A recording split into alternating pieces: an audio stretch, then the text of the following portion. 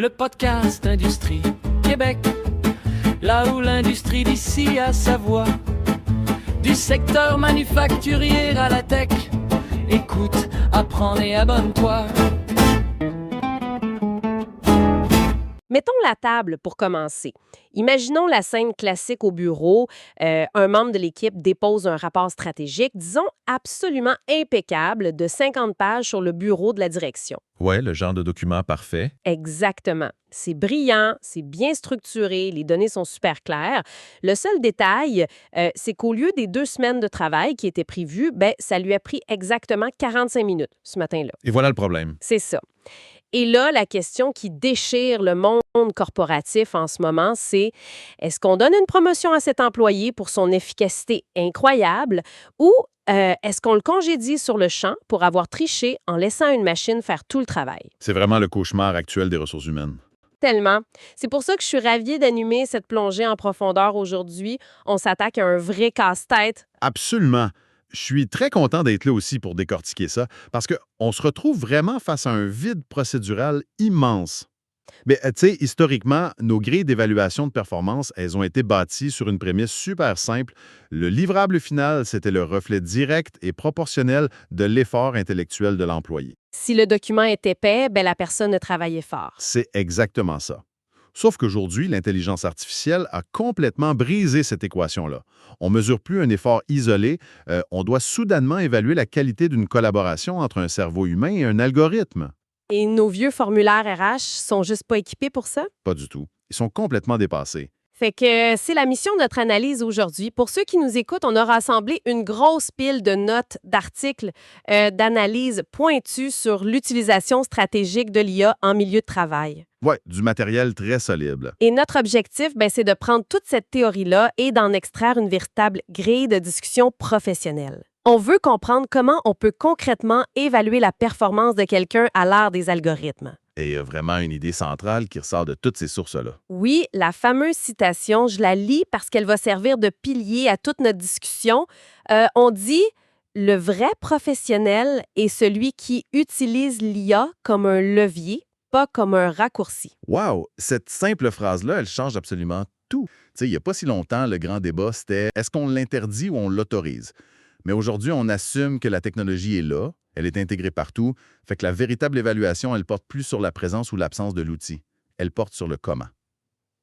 Le comment, ouais. Comment cet individu-là utilise la machine pour décupler son potentiel humain sans pour autant devenir juste un spectateur de son propre emploi. Bon, décortiquons ça. Parce que je suis curieuse, le concept du levier, c'est une belle image, mais qu'est-ce que ça veut dire concrètement quand on s'assoit avec un employé pour son évaluation annuelle? Bien, le premier critère positif qu'on peut extraire de nos sources, c'est vraiment la capacité de réallocation du temps. OK, explique-moi ça. Un employé qui utilise l'outil comme un véritable levier va d'abord s'en servir pour automatiser ce qui est purement mécanique. T'sais, on parle de la saisie de données, du formatage de colonnes Excel, la planification d'horaires. Les fameux résumés de courriel qui n'en finissent plus. Exact. Ces tâches-là prennent des heures, ça draine l'énergie, mais dans le fond, ça n'a qu'une très faible valeur ajoutée. L'IA peut régler ça en une fraction de seconde. Attends, je vais me faire l'avocat du diable une seconde ici. Vas-y. C'est super beau en théorie, mais sur le plancher des vaches, là, dans la vraie vie corporative, est-ce que ça se passe vraiment de même? Si une IA fait 50 du travail de base d'un analyste, la cantation classique du patron, c'est pas de lui demander de faire plus de grandes réflexions stratégiques, c'est juste de doubler ses quotas de production. Ouais. T'sais, on lui demandait 10 rapports, maintenant on en veut 20. C'est une excellente observation. Et c'est exactement le piège dans lequel beaucoup d'entreprises tombent en ce moment. Mais selon les textes qu'on a analysés, si on suit la logique d'une évaluation moderne, doubler le quota de tâches banales, c'est un échec managérial. Ah ouais? Un échec? Oui, parce que la grille d'évaluation doit mesurer ce que l'employé fait de ce nouveau temps libre-là. L'évaluation porte sur la montée en gamme. OK. Si l'analyste passe plus ses 3 heures à compiler des chiffres bêtement, utilise-t-il ces 3 heures-là pour repérer des anomalies subtiles? Est-ce qu'il passe plus de temps au téléphone avec les clients pour comprendre ce qu'ils disent pas ouvertement? C'est ça le fameux levier. Exactement. On évalue la transition du quantitatif vers le qualitatif. Et ça nous amène directement à la question de l'analyse des données. Oui, parce que l'humain a ses limites là-dessus. Ben oui, l'humain a des limites cognitives claires quand il faut repérer des tendances dans un fichier de 100 000 lignes. L'IA fait ça instantanément. Fait que le point d'évaluation pour le gestionnaire, c'est la déduction. La déduction. OK. Right? Est-ce que l'employé est capable de prendre ces corrélations mathématiques-là trouvées par la machine, puis de dire, ah, voici ce que ça signifie pour notre stratégie de marché au Québec le mois prochain? Ouais, je comprends. Mais là où les gestionnaires s'arrachent vraiment les cheveux en ce moment, c'est pas juste dans les feuilles de calcul. Non, ça va bien plus loin. C'est quand on touche au domaine créatif, à la résolution de problèmes. Parce que la technologie fait plus juste des maths, là.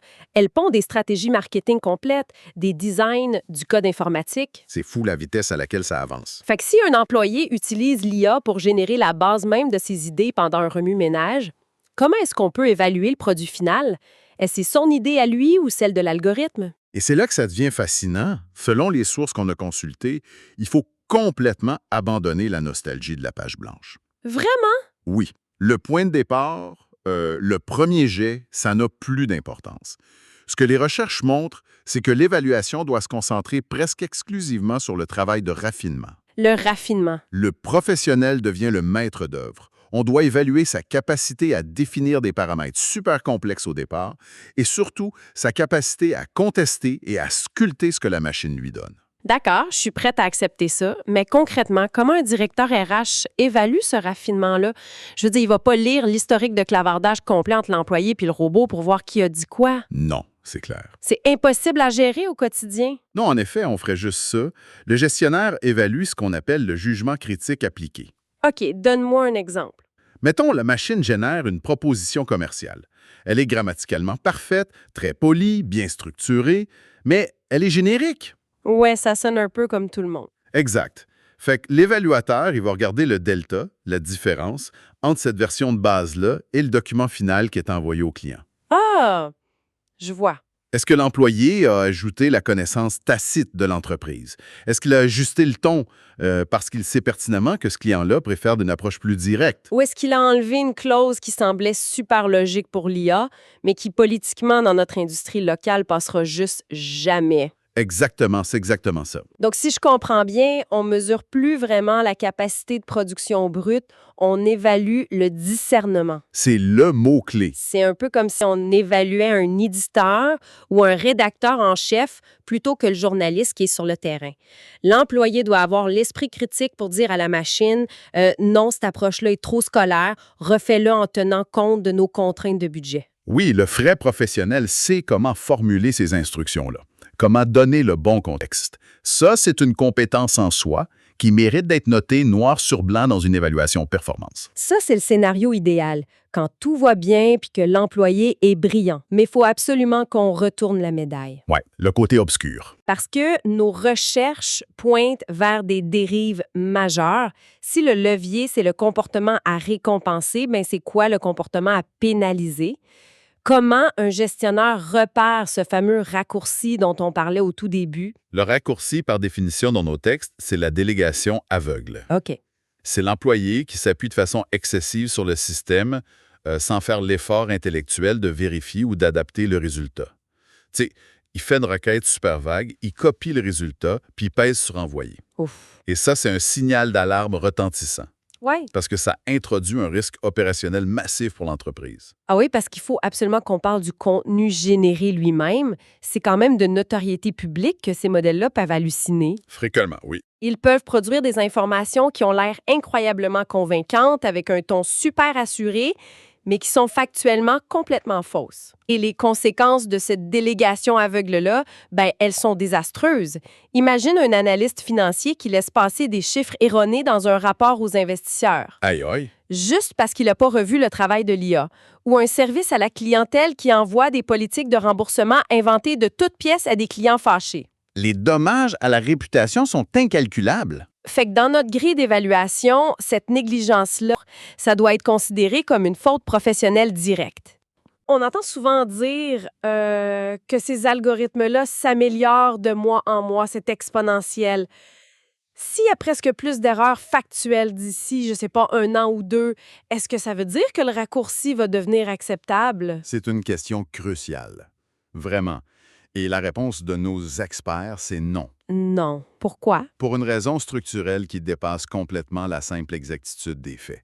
Même si l'IA devenait parfaite sur le plan factuel, il reste le problème fondamental de la création de valeur. L'employé qui utilise le raccourci crée inévitablement un travail qui est fade, qui est lisse puis profondément standardisé. Je suis intriguée, j'aimerais qu'on s'arrête là-dessus. Pourquoi est-ce que l'IA produit du contenu fade? Comment ça fonctionne sous le capot pour qu'on en arrive toujours à ce résultat-là, un peu sans saveur? Ben, il faut comprendre que ce ne sont pas des cerveaux qui réfléchissent à des nouveaux concepts. Ce sont des moteurs de prédiction probabilistes. OK. L'IA, elle a été entraînée sur des milliards de textes. Son seul et unique travail, c'est de prédire le prochain mot le plus mathématiquement probable dans une phrase. C'est fou quand on y pense comme ça, hein? Fait que par définition, elle vise la moyenne. Elle cherche le consensus statistique. Donc, elle est fondamentalement programmée pour lisser les aspérités. Ah! Donc, mathématiquement parlant, elle est juste incapable d'avoir une pensée divergente. Tout à fait. L'IA ne peut pas briser intentionnellement les règles de son industrie pour innover, comme le ferait un créatif audacieux. Parce que briser les règles, c'est statistiquement improbable. C'est fascinant. Elle va toujours te donner la réponse la plus commune, la plus attendue. Donc, si on traduit ça pour un gestionnaire qui revise le travail de son équipe, si tu remarques que les livrables d'un membre de l'équipe manquent soudainement de mordant, Ouais. s'il n'y a plus cet angle unique, cette petite étincelle d'imprévu qui caractérisait son travail avant, puis que là, tout ressemble à une brochure d'entreprise générique, ben c'est un énorme drapeau rouge. C'est le signe absolu que la machine est devenue une béquille. L'employé réfléchit plus par lui-même, il accepte la moyenne mathématique comme produit final. Wow! Et le danger pour l'entreprise à moyen terme, c'est de perdre complètement sa voie unique sur le marché, son avantage concurrentiel. C'est clair. Si tout le monde dans ton industrie utilise les mêmes modèles pour générer leur stratégie avec les mêmes requêtes paresseuses, ben, toutes les entreprises vont finir par offrir exactement la même chose, de la même manière. C'est une perspective un peu effrayante quand on y pense à l'échelle macroéconomique, le nivellement par le bas de l'intelligence corporative. Moins, c'est pas très réjouissant. Mais ça m'amène à un autre point critique de nos recherches. Au-delà du rendement immédiat, les livrables de la semaine, une bonne évaluation de performance, doit aussi regarder l'avenir, le plan de développement professionnel, la trajectoire de l'employé. Et il y a un concept super insidieux qui guette ceux qui abusent de ces outils-là. Oui, je vois très bien de quoi tu parles. C'est l'érosion des compétences fondamentales. Exactement. C'est peut-être le risque le plus sous-estimé en ce moment. L'idée est simple, mais elle est redoutable. Si tu délègues systématiquement une tâche intellectuelle complexe à une machine, sans jamais plus pratiquer le cheminement logique pour y arriver par toi-même, tu perds ton savoir-faire. C'est ça. C'est le même principe qu'un muscle qui s'atrophie quand on arrête de l'entraîner. Mais tu sais, on pourrait facilement se dire à ce stade-ci à quoi ça sert de garder cette gymnastique mentale-là, puis de s'épuiser à faire des choses manuellement si la machine est là, qui est 10 fois plus rapide, puis qu'elle sera de toute façon toujours disponible. Ouais, c'est l'argument classique. Ben oui, c'est un peu comme le calcul mental, non? Depuis l'invention de la calculatrice, il n'y a personne qui s'offusque qu'on sache plus faire des longues divisions sur papier. Pourquoi est-ce que c'est différent ici? C'est une super bonne comparaison, mais c'est différent parce que les enjeux de la prise de décision corporative sont infiniment plus complexes qu'une division mathématique. OK. Ce qu'on perd, c'est pas juste la capacité d'exécution brute, c'est l'intuition professionnelle. L'intuition. Mettons un programmeur informatique senior. Il peut repérer un problème d'architecture profonde dans un système juste parce qu'il a passé des années à écrire du code ligne par ligne puis à faire des erreurs. S'il laisse l'IA tout coder dès le départ maintenant, il perd cette capacité de diagnostic approfondi. Ah, je vois. Il devient un simple relecteur de surface. Exact. Fait que si le système plante en pleine nuit puis que la machine trouve pas l'erreur, ben il va figer. Il aura plus ses réflexes de survie professionnelle. Et c'est là qu'on touche au concept de dépendance technologique. C'est devenu un critère d'évaluation émergent super puissant dans nos documents. La dépendance, ouais. Une entreprise a besoin de résilience. Imaginons un scénario de crise, une panne majeure de connectivité ou une faille de sécurité qui oblige la compagnie à couper temporairement l'accès aux serveurs d'IA externes. Ou même juste le fournisseur de l'outil qui décide de modifier brusquement son algorithme ou qui triple ses tarifs du jour au lendemain. Ah, exactement. Le fameux « qu'est-ce qui se passe si on débranche la prise ?» Et si on débranche la prise, qu'est-ce qui se passe-t-il? Lors d'évaluation annuelle, le gestionnaire doit se poser la question. Cet employé-là est-il encore capable de fonctionner sans son copilote virtuel? C'est une excellente question à mettre dans la grille. Évidemment, on s'entend à ce qu'ils sont moins rapides, ça c'est normal. Mais est-ce qu'il est capable de produire l'essentiel de sa valeur ajoutée, de structurer une pensée cohérente, de rédiger une analyse de fond avec seulement son propre cerveau et ses notes? s'il est devenu tellement dépendant de la machine au point d'être paralysé sans elle, mais sa valeur réelle pour l'entreprise est super précaire dans le fond. C'est une vulnérabilité sévère pour l'organisation. Fait que la résilience devient une compétence mesurable. C'est vraiment fascinant parce que ça nous ramène à l'essence même de ce que ça veut dire être un expert dans son domaine. L'outil te donne des super pouvoirs, ça te fait gagner du temps, mais le moteur de l'opération, la boussole interne, ça doit rester toi. Absolument, c'est toi le pilote.